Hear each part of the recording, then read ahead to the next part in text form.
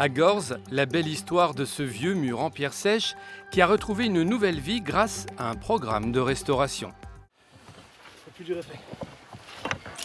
Il aura fallu 250 heures de travail à Jordan Lezin et à son équipe pour rebâtir ce mur en pierre sèche.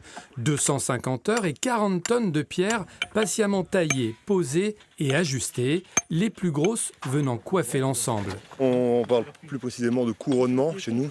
C'est les plus grosses pierres qui vont avoir pour objet de stabiliser par leur masse l'ensemble de la maçonnerie.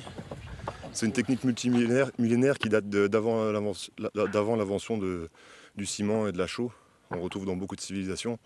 Donc effectivement, sans liant, c'est uniquement la pierre naturelle, de l'air et de l'art. Au départ de cette histoire, une partie de forêt rachetée par la mairie il y a 3 ans. Le terrain avait appartenu au marquis de Beauvand, qui en fit un théâtre de verdure au début du 19e siècle.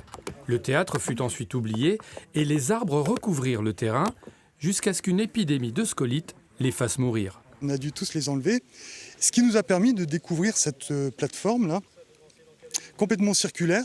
Et avec le parc, on a décidé de reconstruire le mur de pierre sèche à l'identique de ce qui existait auparavant. Les murs de pierre sèche sont construits exactement pareil. Le projet est porté par la commune et le parc naturel régional de Lorraine qui s'est engagé il y a 4 ans dans un vaste programme européen de sauvegarde et de restauration de ces murs ancestraux. Et à cela, une bonne raison.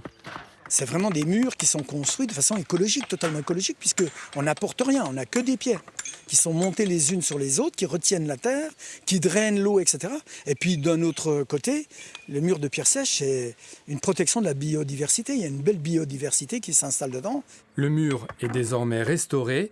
Il redeviendra ainsi l'écrin d'un théâtre de verdure ouvert au public.